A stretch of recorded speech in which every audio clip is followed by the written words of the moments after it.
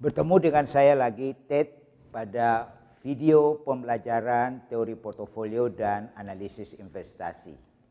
Topik yang akan saya bahas pada video pembelajaran hari ini adalah pasar modal, instrumen dan mekanisme.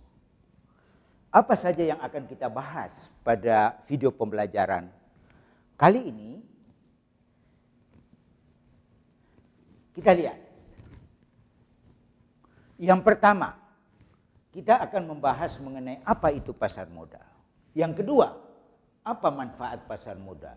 Yang ketiga, berbagai pihak dan institusi di Bursa Efek Indonesia atau pasar modal Indonesia. Yang keempat, apa saja instrumen investasi di Bursa Efek Indonesia. Yang kelima, apa itu indeks saham. Yang keenam, bagaimana cara untuk menjadi seorang investor.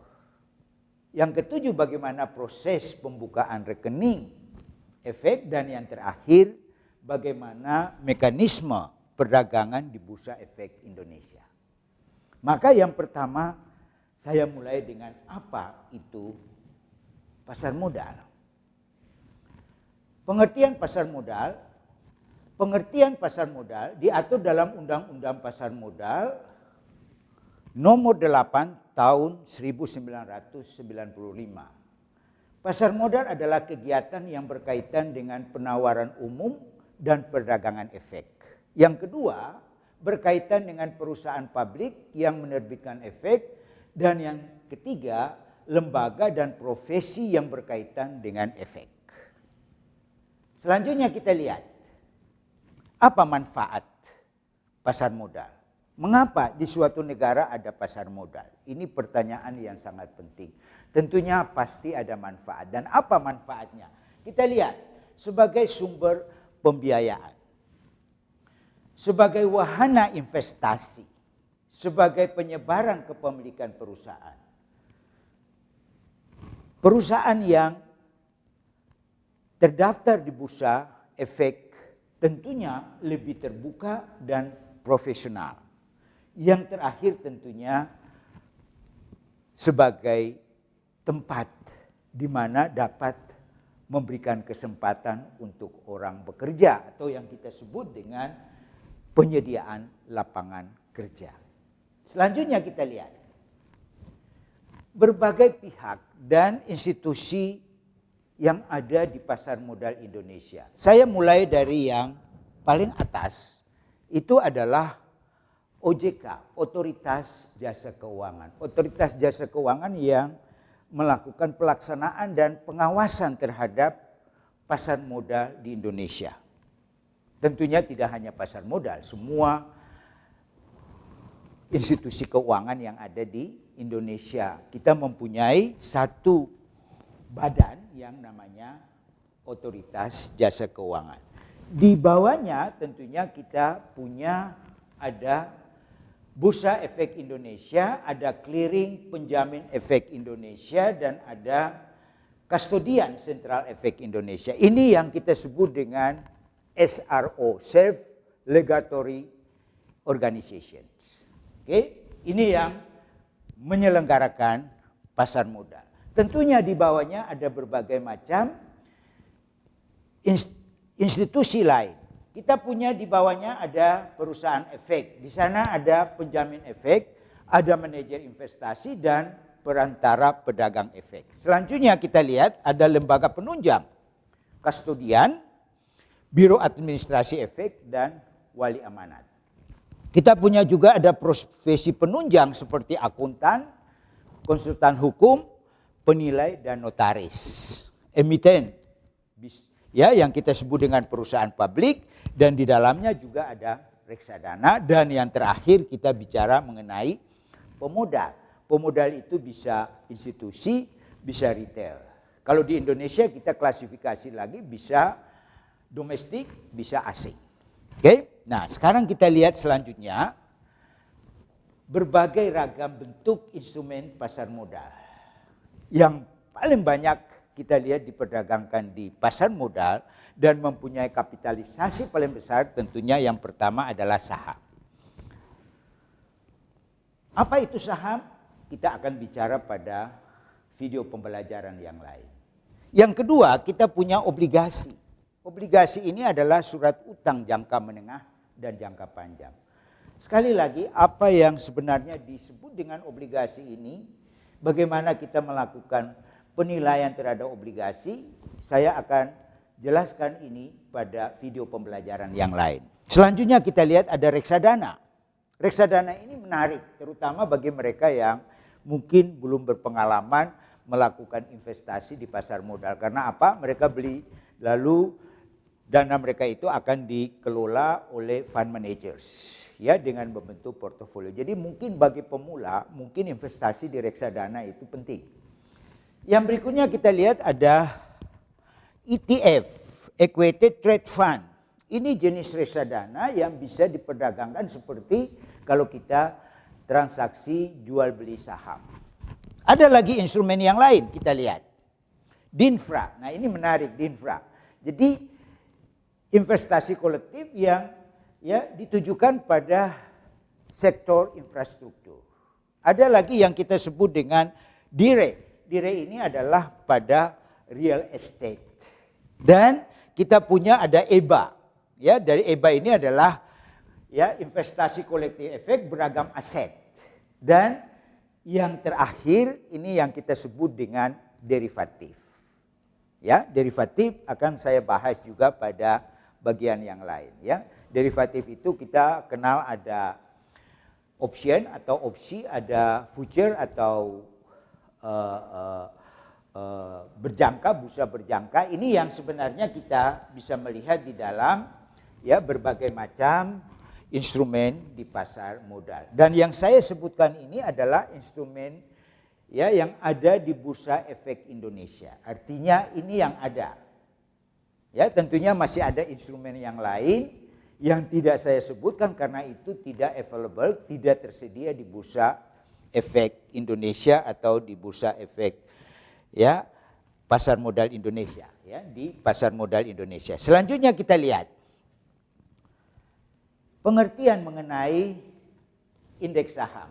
Kenapa kita punya indeks saham? Karena indeks saham ini ya sebagai ukuran statistik yang mencerminkan keseluruhan pergerakan harga atas sekumpulan saham yang dipilih berdasarkan kriteria dan metodologi tertentu serta dievaluasi secara berkala. Biasanya dievaluasi ya setiap 6 bulan.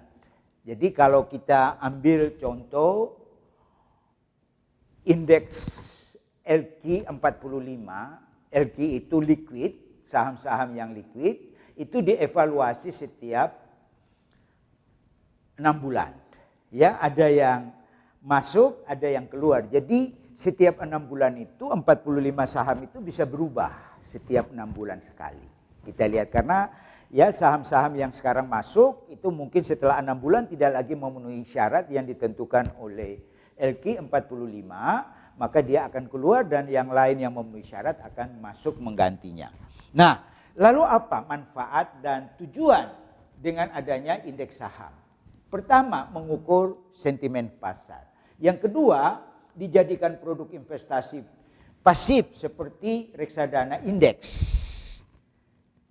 ETF indeks serta produk turunan sebagai benchmark ya bagi portfolio aktif dan bisa juga kita gunakan sebagai proksi dalam mengukur dan membuat model pengembalian investasi atau return, risiko sistematis dan kinerja yang disesuaikan dengan risiko, serta proksi untuk kelas aset pada alokasi aset. Ini kira-kira manfaat pembuatan indeks saham. Selanjutnya kita lihat pembagian indeks itu ada 2 kategori yang besar.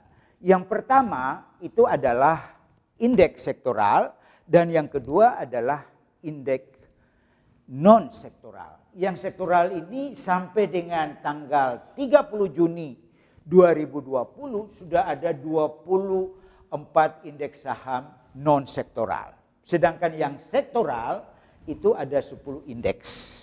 Ini yang bisa kita lihat. Ya, kalau Anda mau ya melihat lebih jauh, Anda bisa ya klik Ya, di sini Anda bisa masuk dan Anda bisa melihat ya berbagai macam indeks tersebut. Oke? Nah, sekarang kita lihat selanjutnya bagaimana cara untuk menjadi investor. Pertanyaannya, bagaimana menjadi investor? Mahasiswa saya harus jadi investor semua yang mengambil mata kuliah teori portofolio dan analisis investasi. Wajib bagi mereka. Karena apa? Karena dengan menjadi investor itu Anda tidak perlu harus punya uang banyak. Dengan uang 100.000 Anda sudah bisa mulai melakukan transaksi di pasar saham. Tentunya Anda harus cari saham-saham yang harganya seratusan rupiah. Ya, jangan cari harga saham yang misalnya 50.000. Saham yang harganya 100 rupiah masih banyak. Nah, di sini kita lihat. Jadi yang pertama untuk ya menjadi investor ya Anda harus membuka rekening efek melalui sekuritas dengan melengkapi dokumen identitas diri. Apakah Anda menggunakan KTP? Kalau orang asing itu mungkin bisa menggunakan paspor, kitas. Itu yang sebenarnya kita lihat. Lalu mengisi ya form agreement yang telah disiapkan. Dan Anda bisa klik karena bisa melakukan itu secara online. Lalu setelah itu langkah kedua Anda harus mendepositokan uang. Anda harus ya mendepositokan uang yang kita sebut deposito pada akun rekening investor RDI dengan dengan nama yang sesuai dengan nama asli investor. Nah, beberapa perusahaan sekuritas seperti yang saya katakan tadi, Anda cukup deposito 100.000 atau kalau kita ya dolar itu hanya $7.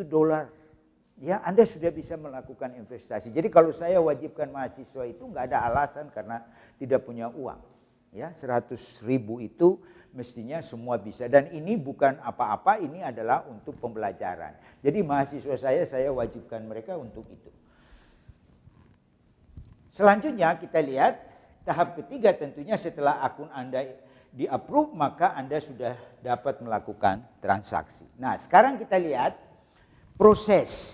Ya, saya ingin menyampaikan di sini untuk membuktikan, untuk menyampaikan bahwa proses untuk pembukaan rekening efek sekarang ini cepat. Ya, jadi kalau saya lihat itu sekarang, dulu kita lihat pada step 5 itu butuh waktu 1 sampai 7 hari.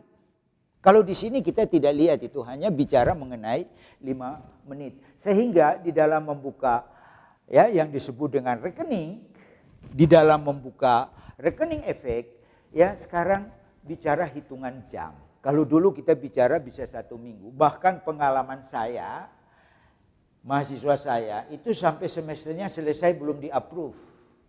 Ya, karena waktu itu mungkin ya yang dia depositokan dananya terlalu kecil mungkin. Waktu itu kita bisa melihat.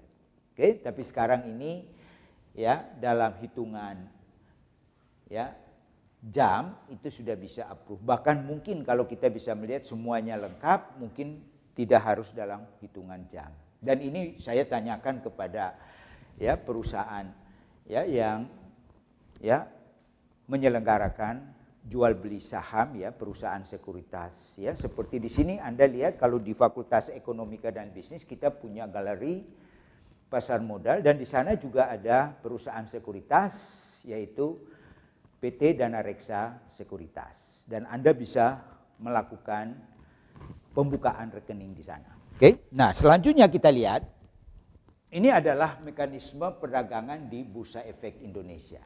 Jadi Anda harus punya rekening pada sebuah perusahaan sekuritas.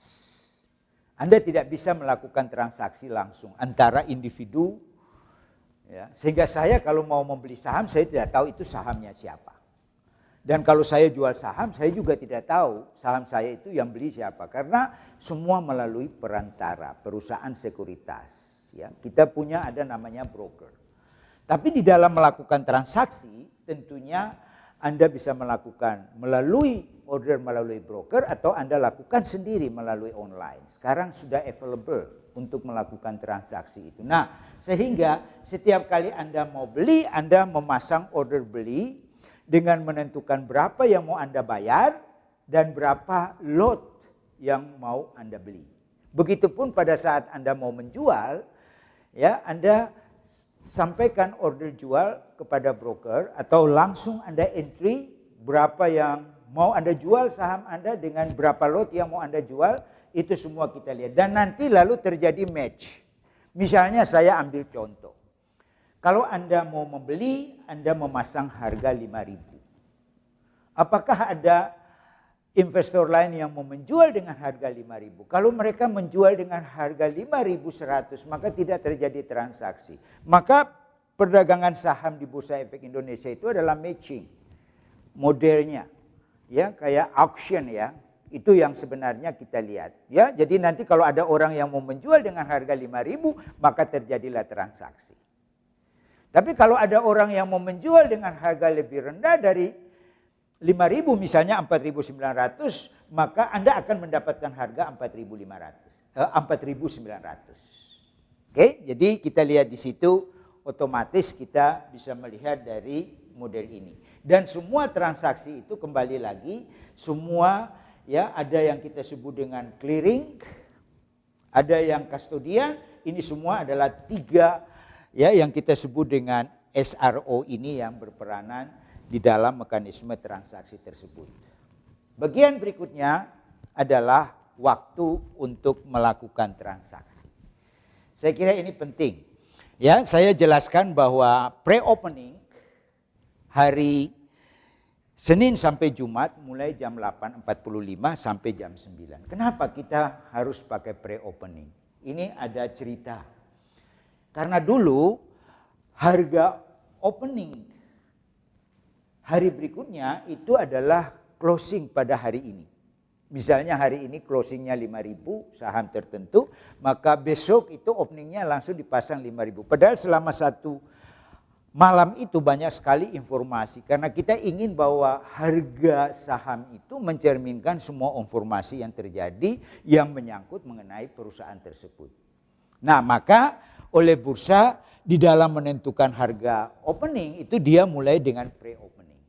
Begitupun nanti kita lihat pada post ya, pada pre-closing sama, pre-closing juga. Karena ya tidak mau menentukan bahwa transaksi yang terakhir itu akan menjadi closing price. Maka dibuatlah pre-closing untuk menentukan harga pada closing price. Itu kira-kira kita lihat ada 2 hal yang penting yang ingin saya sampaikan, yaitu yang kita sebut dengan pre-opening dan yang kedua adalah pre-closing. Nah, tentunya setelah closing itu masih dikasih waktu lagi ya, kalau ada transaksi masih bisa sampai dengan jam 16.15. Jadi saya kira ini hal yang sangat penting ya kalau kita ingin untuk investasi di pasar modal. Paling tidak saya telah memberikan sedikit gambaran kepada Anda semua mengenai apa itu pasar modal, bagaimana instrumen dan mekanisme. Mudah-mudahan ini bermanfaat bagi Anda semua yang menonton video ini. Saya kira bagian akhir dari presentasi saya